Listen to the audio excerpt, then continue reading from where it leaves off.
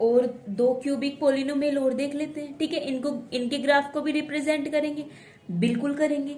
देख लो, जब x की वैल्यू 1 होगी तो y की वैल्यू, इस वाले पे फोकस करो, y is equal to x cube पे फोकस करो।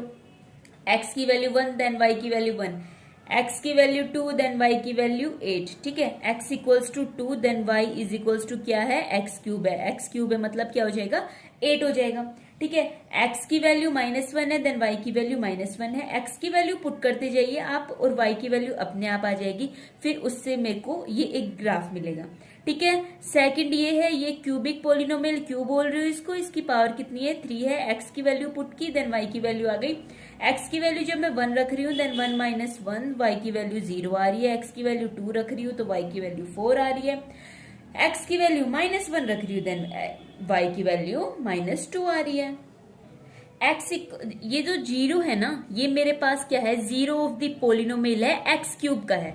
y equal to x cube मेरे पास क्या है, इंटरसेक्ट कर रहा है, कहां पे, x एक्सिस पे इंटरसेक्ट कर रहा है। ठीक है, अब दूसरा क्या था, y is equal to x cube minus x square, क्या इधर से एक्स स्क्वेयर कॉमन निकाल सकती हूँ, इसके पास भी एक्स स्क्वेयर है, इसके पास भी एक्स स्क्वेयर है, कॉमन निकाला, इसके पास एक्स बचा, इसके पास क्या बचा, -1 बचा। ठीक है, तो यहाँ पे 0 और 1 ये मेरे पास क्या है, केवल जीरोज है, किसके, पोलिनोमियल के।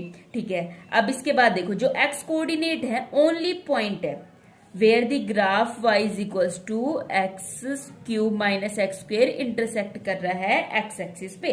नहीं समझ आया, कोई बात नहीं। अब एग्जांपल देखो, अब ये बहुत इजी लगेगा ये चैप्टर।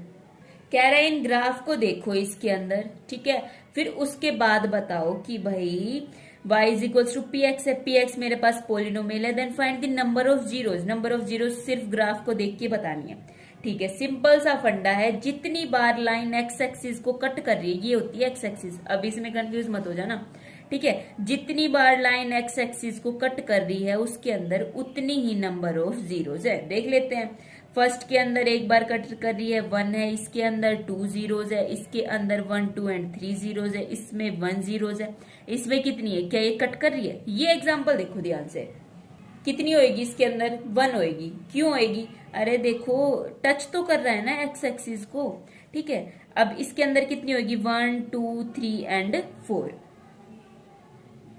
तो एक्सरसाइज 2.1 देख लेते हैं। जितना सिंपल एग्जाम्पल था उतने ही सिंपल ये क्वेश्चन है। देख लेते हैं, क्या यहाँ पे एक भी लाइन ऐसी है जो एक्स एक्सिस को कट कर रही है, या फिर ग्राफ जो है उसकी लाइन एक्स एक्सिस को कट कर रही है, जी नहीं। कितनी नंबर ऑफ जीरोज हो जाएंगी, 0, इसमें 1, इसमें 3, इसमें 2, फिर देन 1 2 3 4 एंड 1 2 3। ठीक है, इसके अंदर कितनी हो जाएगी, 3 हो जाएगी। अच्छा, ये तो पता चल रहा है ना क्यों हो रही है, इनके पीछे ये वाई वाई लिखा हुआ है, समझ में आ रहा है ना। अरे इतना सा फंडा ध्यान में रखो भाई, अभी क्वेश्चन किए थे, क्वेश्चन समझ में आए थे ना। जहां जहां मेरे पास क्या था, ये एक्स एक्सिस पे क्या होता है, y इक्वल टू 0 है, जहां जहां y इक्वल टू 0 था ना, वहां वहां ही वो मेरे पास एक्स एक्सिस पे कट कर रही थी, तो वो ही बात इधर है। अब देख लो रिलेशनशिप, देख लो 0 और कोफिशिएंट ऑफ द पोलिनोमियल के बीच में। कह रहे हैं हम लीनियर पोलिनोमियल में पहले ही देख चुके हैं कि -b/a होता है। ठीक है, पीछे देखा था, नहीं याद है तो वीडियो बैक करके देख लो। लीनियर का देख लिया, अब क्वाड्रेटिक का देख लो। कह रहे हैं 9th क्लास में हमने भाई इसको फैक्टराइज करना तो सीखा था। ठीक है, इस पार्ट को ब्रेक करना तो सीखा था, और ये वाला क्वेश्चन तो मैंने करवाया भी है, ये एग्जाम्पल तो। ठीक है, उस पार्ट में देख लेना। इसको मैंने ब्रेक किया, किस टाइप से ब्रेक करते हैं, 8 को इस टाइप से स्प्लिट करो कि इन दोनों का एडिशन मेरे पास ये 8 आए, इन दोनों को मल्टीप्लाई करूं तो a इंटू सी कितना आ जाए, 12 आ जाए। -6 इंटू -2 कितना होता है, 12 ही तो होता है। ठीक है, इसको ब्रेक किया, फिर इन दोनों में कॉमन फैक्टर 2x लिया, फिर इन दोनों में कॉमन फैक्टर -2 लिया, देन इसको 2x - 2 एक साथ, देन x - 3 दोनों में कॉमन है, वो कॉमन निकाला, फिर इसके पास 2 कॉमन था, बाहर निकाला, x - 3 एंड x - 1। सेम ये मैंने करवाया था। ठीक है, इसकी जीरोज 1 और 3 दो जीरोज आ जाएंगी, इसकी कैसे आएंगी, 0 के इक्वल इक्वेट करूंगी ना तब इसकी आ जाएंगी। इन जीरोज को ऐड किया मैंने तब मेरे पास क्या आएगा, 4 आएगा। ठीक है, फॉर्मूला क्या कहता है, माइनस बी अपॉन ए। ठीक है, मतलब माइनस कोफिशिएंट ऑफ बी क्या है, एक्स का कोफिशिएंट, ए क्या है, एक्स स्क्वायर का कोफिशिएंट। अरे इन जनरल यही तो होती है ना, a x square plus b x plus c, यही तो होती है क्वाड्रेटिक पोलिनोमियल की इक्वेशन। फिर देख लेते हैं एक और पोलिनोमियल देख लेते हैं, 3x square plus 5x minus 2। Same उसी टाइप से इसको स्प्लिट किया, इसके 2 जीरोज आ जाएंगे। कौन कौन से आ जाएंगे, एक तो 1/3, एक आ जाएगा क्या, -2। इन दोनों को मैंने सम किया तो सम आ गया -5/3 एंड प्रोडक्ट किया तो आ गया -2/3। अब ये वो ही लगाया -b/a एंड ये क्या होता है, c/a होता है। अब अभी तक नहीं पता ये कैसे आया, अभी इधर देखो ना, इधर समझ में आएगा कि ये कैसे आया है। कह रहा है इन जनरल मैंने इसके अल्फा और बीटा ये कोई भी 2 जीरोज मान लिए इस वाली क्वाड्रेटिक पोलिनोमियल के, a नॉट इक्वल टू 0 है। ठीक है भाई, यदि ये 2 जीरोज है तो x माइनस अल्फा और x माइनस बीटा ये मेरे पास फैक्टर हो जाएंगे इसके px के, बिल्कुल हो जाएंगे भाई, फैक्टर हो जाएंगे। तो क्या मैं इस वैल्यू को इसके इक्वल लिख सकती हूँ? अब ये तो समझ में आ रहा होगा ना, नहीं आ रहा तो ऊपर वाला एग्जाम्पल देख लो। ठीक है, इस एग्जाम्पल में क्या ये वाली वैल्यू को मैं क्या आए थे इसके फैक्टर, 2, 1 और क्या था, 1 और 3, क्या इस वैल्यू को मैं इसके इक्वल लिख सकती हूँ? भाई समझ आ रहा है ना, इस वैल्यू को इसके इक्वल कैसे लिखा है, इसको स्प्लिट करने से। तो सेम इसी टाइप से इस वैल्यू को मैंने इसके इक्वल रख दिया। ठीक है, के क्या है, कांस्टेंट है, के की वैल्यू 1 भी हो सकती है, कुछ भी हो सकती है। यहाँ इस केस में के की वैल्यू क्या है, 2 है। ठीक है, उस टाइप से फिर इन दोनों को प्रोडक्ट किया, इन दोनों को प्रोडक्ट किया मतलब x को इससे मल्टीप्लाई किया, फिर माइनस अल्फा को इससे मल्टीप्लाई किया, फिर मेरे पास ये वैल्यू आ गई। एक्स स्क्वायर के कोफिशिएंट एक साथ रखे हैं, x वाला कोफिशिएंट एक साथ रखा है, ये मेरे पास कांस्टेंट है, इसको मैंने क्या रखा है, अलग से रखा है। फिर कंपेयर करने कोफिशिएंट, किस किस के कोफिशिएंट, एक्स स्क्वायर और x के कोफिशिएंट कंपेयर करने आते हैं। कैसे कंपेयर करते हैं, इसके पास एक्स स्क्वायर का कोफिशिएंट क्या है, a है। ठीक है, इधर एक्स स्क्वायर का कोफिशिएंट क्या है, k है। ठीक है, तो a और k इक्वल हो गए। अब इसके पास x का कोफिशिएंट क्या है, b है। इसके पास x का कोफिशिएंट क्या है, -k into alpha plus beta. ठीक है, तो एक ये वैल्यू इक्वल हो गई। अब ये कांस्टेंट टर्म क्या है, c है, इधर कांस्टेंट टर्म क्या है, ये है। अब इन तीनों से मैंने क्या कंक्लूजन निकाला कि alpha plus beta minus b/a हो गया। नहीं आया समझ में, रुको, ये इसको देखो ध्यान से, कैसे करूंगी, अल्फा प्लस बीटा की वैल्यू मेरे पास क्या हो गई, -b/k, इतना तो लिख सकती हूँ, नेगेटिव उधर गया। ठीक है, अब k की वैल्यू क्या है मेरे पास, k की वैल्यू है मेरे पास a है, तो -b/a मैंने इसको लिख दिया, बिल्कुल लिख दिया।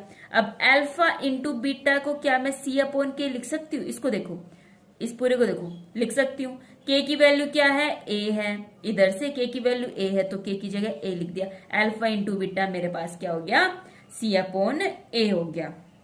अब ये अल्फा और बीटा देखो इधर लिखा हुआ है, ये ग्रीक लेटर के हैं, इसलिए ये होता है अल्फा, ये होता है बीटा, ये होता है अल्फा।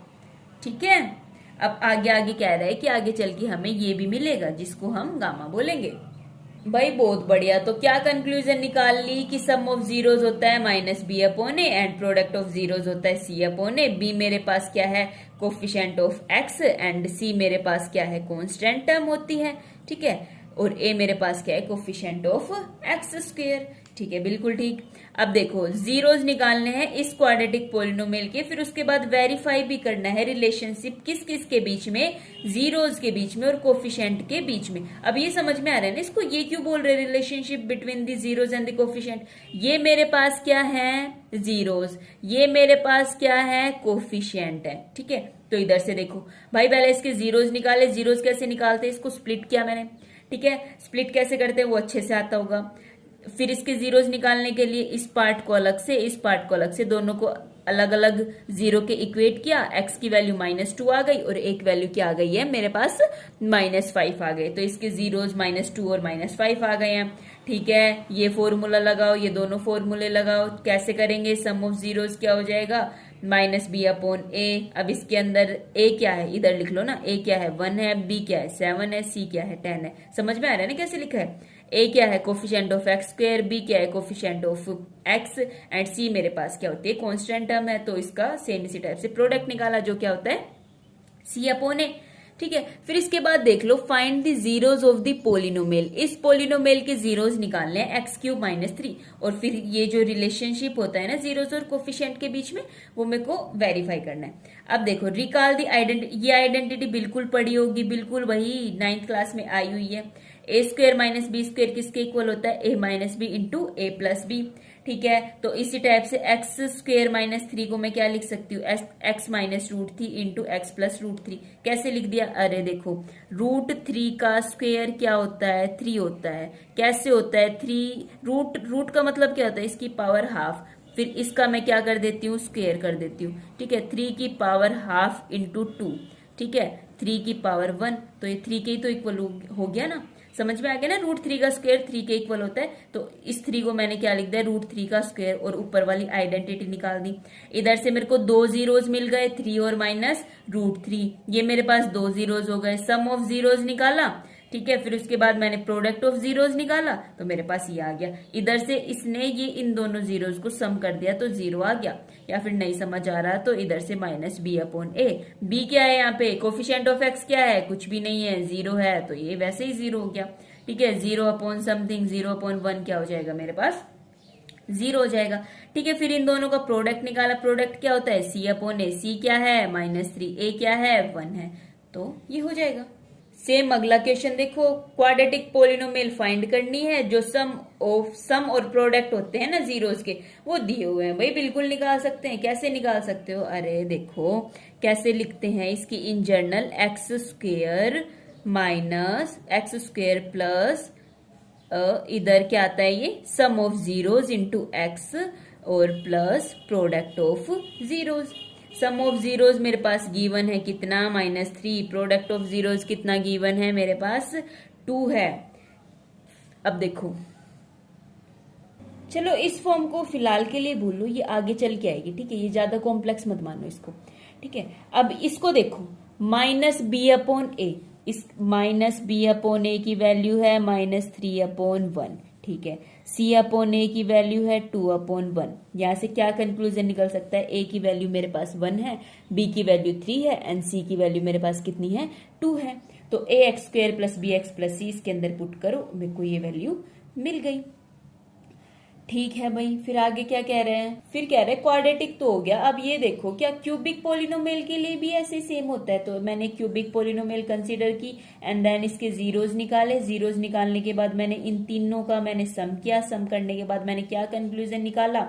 कि ये किसके इक्वल है? Coefficient of x²। अब x² का coefficient of x² upon coefficient of x³। इधर से देख लो ना, ये है कोफिशिएंट ऑफ x², ये है कोफिशिएंट ऑफ x³। फिर इन तीनों जीरोज का मैंने प्रोडक्ट किया। फिर मैंने देखा ये किसके इक्वल है? Constant term upon negative of constant term of upon coefficient of x³। तो क्या कंक्लूजन निकली इधर से? ये क्या है? जीरोज है किसकी? क्यूबिक पोलिनोमियल की, -b/a, and the product of two zeros, वो मेरे पास क्या हो जाएंगी? c/a, and the product of all 3 zeros -d/a। इसको एकदम रिमेंबर रखना है, इसके बेस पे जो क्वेश्चन होंगे इजिली हो जाएंगे। जल्दी से एग्जांपल देखते हैं। वेरीफाई करना है कि 3 - 1 एंड -1/3 ये मेरे पास जीरोज है किसके? क्यूबिक पोलिनोमियल के। ये है मेरे पास कोई भी एक क्यूबिक पोलिनोमियल, तब मेरे को रिलेशनशिप जो है, ये वाला रिलेशनशिप, इनमें क्या करना है? वेरीफाई करना है। ठीक है, बिल्कुल सही बात है भाई। अब देख लेते हैं, ये इसके जीरोज है, तो इसका मतलब जीरोज है, मतलब जैसे 3 इसका जीरोज है, p/3 की वैल्यू क्या आ जाएगी? 0 आ जाएगी।